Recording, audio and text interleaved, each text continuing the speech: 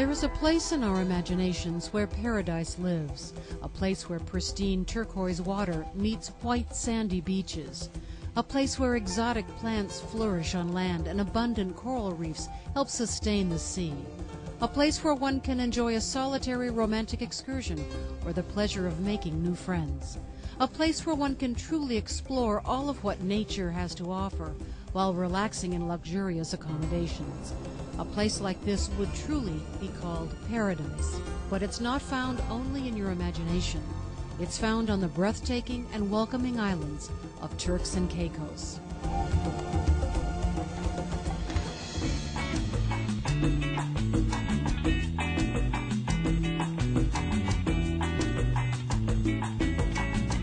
I quite often hear people saying that Turks and Caicos is out of this world. They come here and they're just amazed by the color of the water, the openness and friendliness of the people. They're just amazed that being so close to most of the major gateways, it has been able to maintain a fairly low-key, laid-back, safe, tranquil type of environment. So people are often amazed by Turks and Caicos when they come in. It's the last of the true exotics. I mean, we have a lot of people that come time and time again. They come because of the peacefulness, because of the tranquility, because of the friendliness of our people, but because of our natural beauty. Turks and Caicos has remained for most people an unknown hidden gem in the Caribbean. But for the discerning traveler in the know, it remains an unspoiled vacation paradise. Many celebrities like Keith Richards own villas here. Others just come to escape at a moment's notice. Ben Affleck and Jennifer Garner were married here and enjoyed the privacy of a beautiful island retreat. And now it's become easier for you to experience the beauty and magic of Turks and Caicos. The guests can come and get on the plane in New York and be here for lunch, have lunch on the beach, and nature is right next to it. As you can look right behind me, there's 5 feet away from the beach. We have incredible snorkeling. It's all protected by the park. We have turtles. Literally, you can come in the morning, have lunch, see the turtle and the different fish and the corals, all in a matter of one day. Lying directly north of the Dominican Republic and just 575 miles southeast of Miami, the islands lie at the crossroads of the Caribbean and the Americas. With scheduled nonstop service from several major cities in the U.S. and Toronto and London, it has become a quick plane ride to your tropical paradise. What you notice immediately when you arrive in Turks and Caicos is the warm sun on your face, but very little of the humidity or rain that is often found in other tropical locales. That way you'll have no problems discovering any of the 230 miles of silky white sand beaches or exploring the third largest coral reef system in the world. For years, divers and snorkelers have enjoyed the vast array of brilliant coral and colorful fish that thrive within Turks and Caicos' nearly 500-mile exquisite reef system.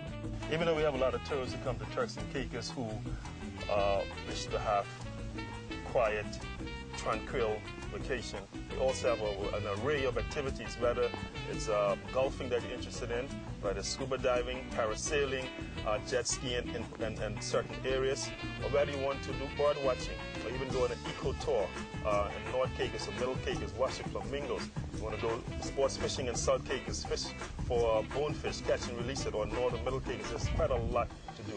You can choose to do nothing, or you can choose to engage in any one of these activities. Turks has about the best water there is. I mean, it's clear, uncrowded diving. It was great. So, and it's been the 18 years, but we want to see it again. Yes, and you can't beat the beach. I mean, you could walk forever. It's just a beautiful beach. Here, you really can feel closer to nature. Watch in awe as the entire Atlantic herd of humpback whales passes by Turks and Caicos on its annual migration. You can actually hear them singing underwater as they go by. Turks and Caicos has made a real commitment to preserving its natural beauty. It has set aside 1/3 of its entire land for preservation and established 27 national parks and protected areas. In keeping with their commitment to its natural legacy, Turks and Caicos has created ecologically sustainable and economically beneficial ecotourism activities. There is no greater example of this commitment than the protection of the rock iguana on Little Water Key. It's important for us for us not to lose our charm, not to lose the culture, not to lose the natural beauty. So therefore we put a lot of emphasis on striking a balance between the environment and the development that's taking place. You also can truly commune with nature by hanging out with Jojo the dolphin. You can share the waters with Jojo, one of the few dolphins in the world that voluntarily interacts with humans in its natural habitat. In Turks and Caicos, it isn't all just non-stop activity. You can also let the pristine ocean breezes rejuvenate you as you relax by the pool or enjoy a book on the beach. And at night, recharge yourself in luxury with a wide choice of excellent restaurants and fine accommodations. Well, the accommodations in Turks and Caicos are definitely in two very defined areas. One is on Grace Bay, which has a very high quality, and most of it is oceanfront, large units, oceanfront, and then there are different other resorts throughout the islands, which are very, very beautiful getaways in the middle of nowhere, where you can find peace and find yourself again. I just feel like there's a little bit of an untouched quality to it. You feel like there's not a lot of people here yet. Not a lot of people have discovered Turks and Caicos yet. A lot of the islands, you see a lot of people, and a lot of people are approaching you selling things, but here it's not like that. You really feel like you're in your own kind of private place, a little bit of your own little secret getaway. It wouldn't be paradise if there were crowds. In 2003, there were around 155,000 visitors to Turks and Caicos. In comparison, there were close to 5 million visitors in that same year in one neighboring country. Perhaps it's the combination of isolation, beauty, and luxury that draws so many celebrities to Turks and Caicos every year. Take the private island resort Parrot Key, where one-bedroom villas can run in excess of $2,000 a night.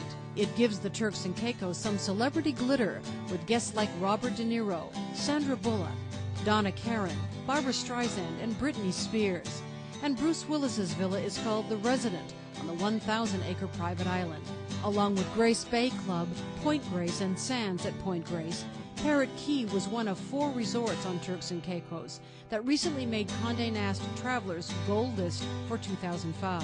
Grace Bay Club and Parrot Key were also included for the first time on Travel + Leisure's list of 500 top hotels for 2005. I think it's just the perfect getaway. You get here, and I'll say 90% of the people in the world have never heard about it. So if you want to come here and do nothing and be absolutely low-keyed or incognito, this is the perfect place for that. I think that is the biggest attraction for celebrities. It's the new discovery. The celebrities come here because it's one of those new places to get away. They know it's a first-class service and first-class accommodations with all that untouched nature, so in its original state of what one imagines the Caribbean to be.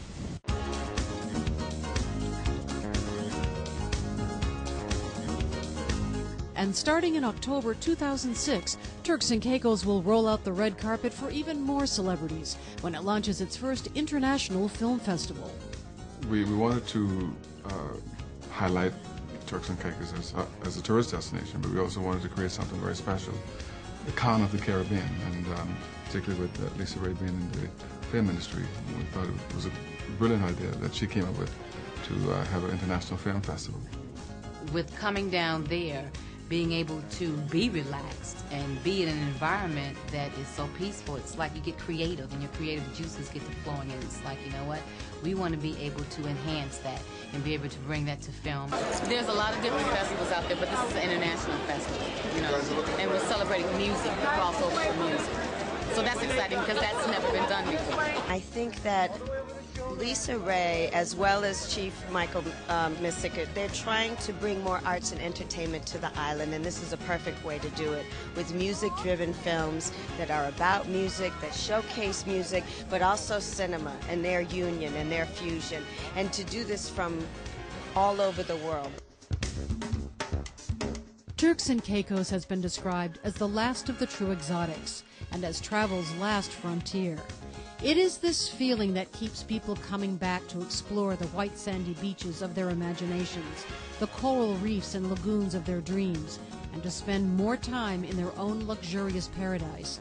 Nowhere else on earth can they find this but in Turks and Caicos.